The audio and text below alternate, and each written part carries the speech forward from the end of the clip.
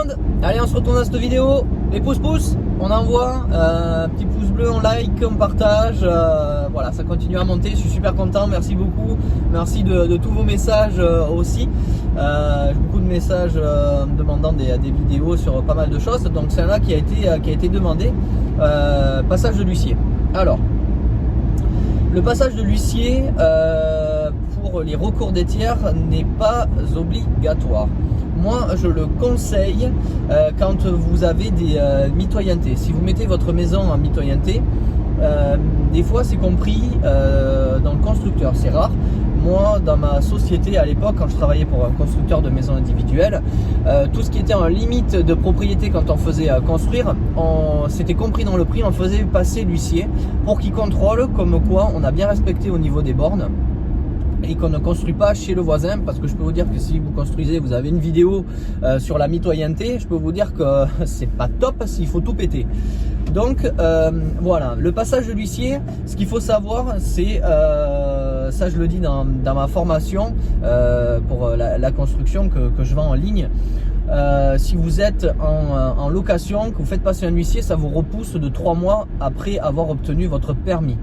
Il faut, une fois que le permis est déposé, affiché, vous appelez un huissier, ça va vous coûter à peu près 450 € et il passe 3 fois.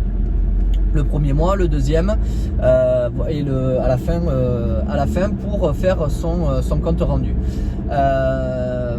Quand vous êtes par exemple sur une ville comme Bordeaux que vous allez construire des deux côtés, faites passer un huissier. Voilà. Pourquoi? Comme ça, pour le recours des tiers, après vous êtes tranquille. C'est à ce moment-là que si quelqu'un veut vous attaquer, n'est pas content avec le permis, par contre, c'est pas quelqu'un qui vous attaque comme ça, il va dire ouais lui je veux pas qu'il fasse sa maison, je l'attaque.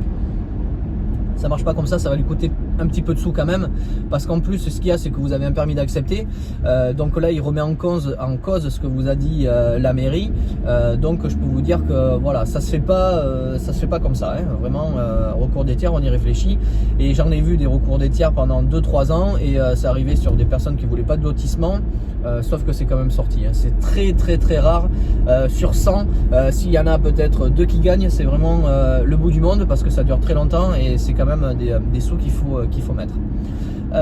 Donc voilà, le passage de l'huissier en lotissement, ça ne sert strictement à rien. J'ai des clients qui ont voulu le faire, ils l'ont fait, ils ont perdu 3 mois, ils ont payé 3 mois de loyer à 1000 € de loyer, ça fait 3000 € quand même de plus, ils ont voulu le mettre, je les avais avertis, ça ne servait à rien. Pourquoi? Parce qu'en lotissement, le recours des tiers est déjà fait par le lotisseur.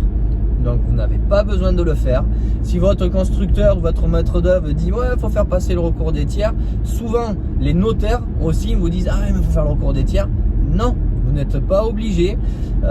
C'est 450 € à peu près, ça dépend après des secteurs, c'est peut-être 350, mais la plupart du temps on est sur ces montants là. Donc non, ce n'est vraiment pas obligé. Que voilà, sur un terrain diffus avec des mitoyennetés, là je le conseille.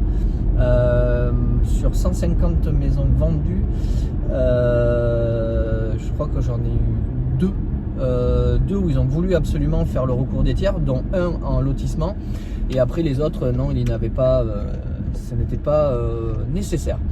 Donc voilà, donc après c'est à vous de voir, mais sachez que ce n'est pas obligatoire, ce fameux recours des tiers. Voilà, ce petit aparté donc sur le passage de l'huissier. C'est tout quoi. Je pense que j'ai fini, j'ai tout dit. Si vous avez des moindres questions, n'hésitez pas en commentaire, si je peux vous aider. Si vous avez des vidéos spécifiques à me dire voilà, j'aimerais bien que tu parles de ça, c'est avec plaisir. Donc je vous dis à la prochaine sous ce beau soleil. Allez, salut tout le monde.